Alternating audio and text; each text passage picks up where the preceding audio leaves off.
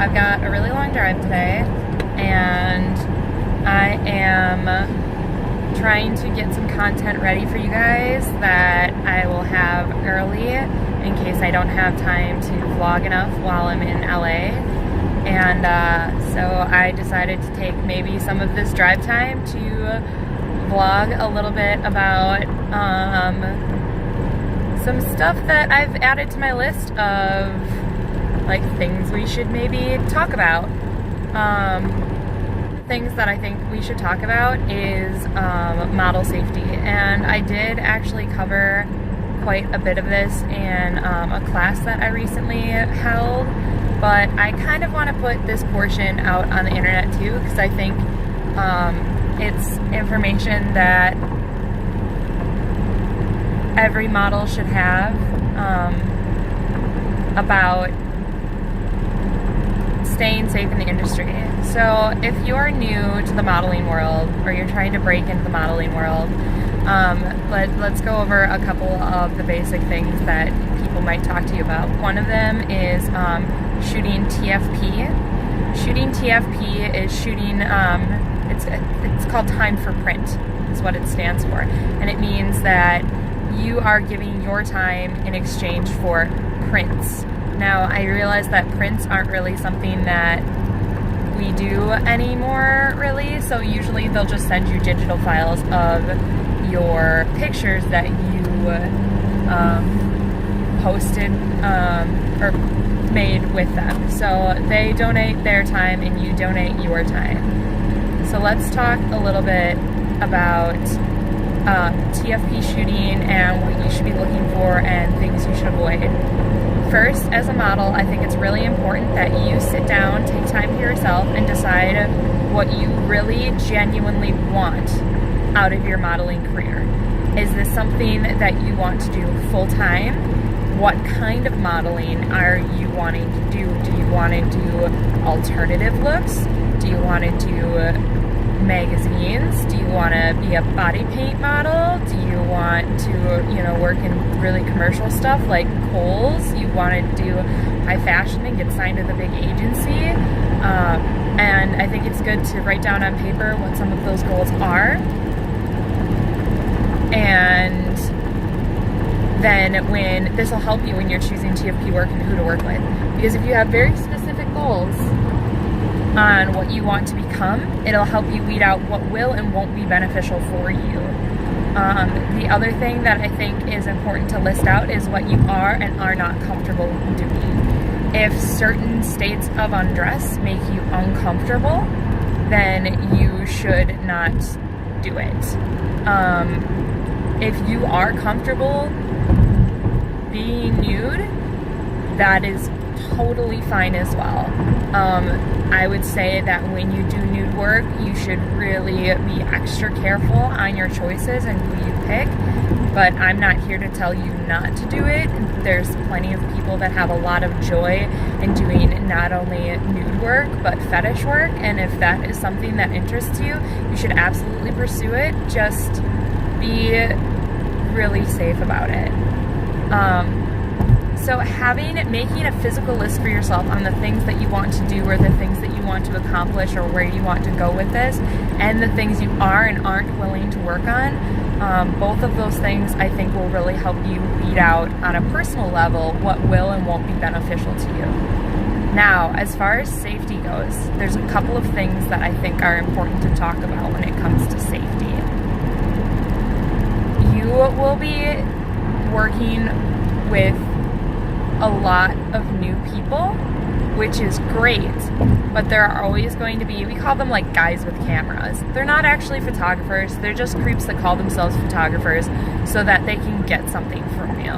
I've had models tell me that they've showed up at a shoot and the photographer didn't even want to take pictures. They were like, oh, let's go to dinner. That's not professional and that's not okay. Like, they're wasting your time. Don't let them waste your time. I myself have gotten into some situations where I was pressured into removing clothing even though I said no multiple times. or it was when I was much younger and I wasn't as comfortable with myself, and that's just where I was at that juncture in time. Again, becoming more comfortable with what you're, changing your mind later on is totally different, and it goes the same way on the opposite end of the scale as well. If you start doing stuff that's a little bit more risque, or whatever society wants to call it, and decide you don't want to anymore, don't let somebody use that work against you to like, oh, well, I saw you shoot it with so-and-so, yeah, but I don't want to shoot it with you, and I don't want to shoot it, period, like whatever the case may be. So when I was younger, I wasn't into doing some of the more risque or art, like painting kind of stuff. I was very shy about my body in that manner, and that's okay too. And that's where I was at that point, and I had somebody pressure me into wearing this dress that I despise. It showed more skin than I wanted to. My pictures looked like crap, and I was really fortunate that there was someone else there that kind of stepped in and was like, hey man, you're pushing her too far, you need to stop. Like, she said no, and this wasn't in her agreement because I was getting paid that day, which is why I think I kind of let them push me around a little bit more, because I was like, oh, well, you want to be a paid model, you want this to be like a real big thing for you, you should, That was a terrible idea. I should have never done that to myself. That I highly recommend you do in order to keep yourself safe when booking photographers, including paid or TFP work. Even if they're paying you, you should still do these things. You should ask them up front what their concepts are and what they expect from you. This includes how much time they expect, travel, what kind of concept they're doing, and how that's going to involve you. Are we doing, fairies in the woods? Are you doing body paint? Are we doing glamour? Like, what are you expecting me to wear? Are you providing the wardrobe? Am I providing the wardrobe? All of those questions, and just get really in depth with exactly what they expect. I always ask for references. References is a really good thing to ask for. I know I do a lot of my networking through social media. I will often look at their friends list and see if they have friends that I trust, that like mutual friends, and I'll say like, hey, did you work with this person before? How do you feel about them? Or I'll just ask the photographer right out, like, hey, do you have some references that I could call? I have also been called upon for references from other models. Hey, how do you feel about this photographer? And I'm very honest with them. I'm very honest with them about my interactions with that photographer. And there are photographers that I've worked with that I felt like were a really decent fit for me, but weren't maybe a decent fit for the friend that was asking. And I was honest with them about that too. Like, hey, I really enjoyed working with this person, but their style is this way. Is that something that you're looking for? And that's okay. Like, it's okay to be really outright honest about who you're working with, and to keep an open line of communication, not only with your other friends, but with the people you are potentially working with. And I think that's important. So, if they tell you that they don't have a portfolio, that they don't have a website, that they don't have any like social media platform in which they share just their pictures, they're not a professional. Don't work with them. Red flag, red flag, red flag. Don't do it. No.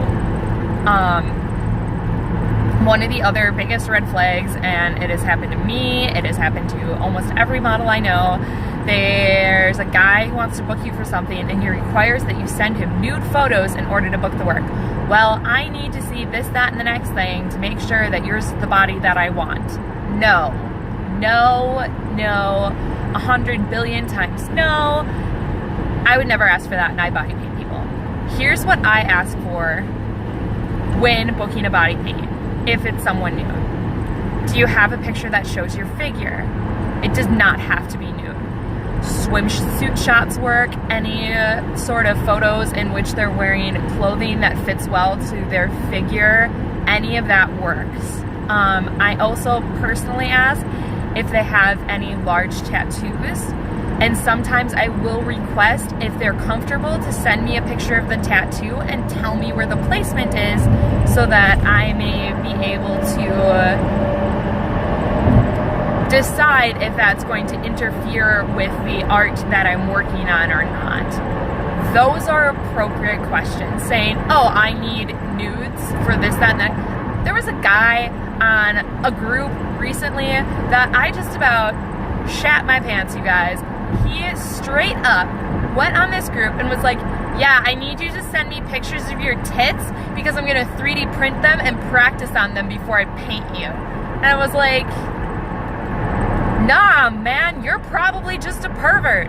I am 99.9% sure you're a pervert, and if you're not, and this is really an artist thing for you, you are so way incredibly unprofessional, and it's just, you shouldn't be working anyway. Like, it just, no.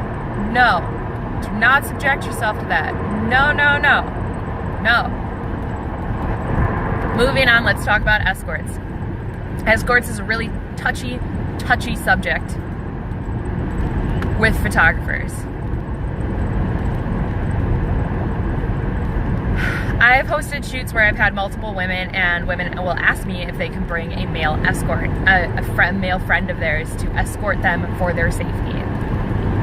Now, I have other women there that may not be comfortable being in a state of undress or being painted in front of a man. Or any stranger for that matter, really.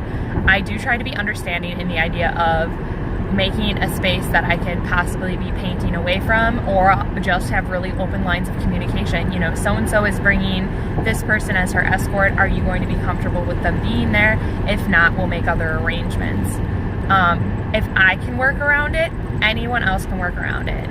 I think bringing an escort is a great idea. I think you should do it at any new shoot that you go to anyway, especially if you're shooting privately, like within a studio. I would say in public spaces, I've gone to shoots unaccompanied, but I have also made arrangements to make sure that people know where I am, and I will talk about that next.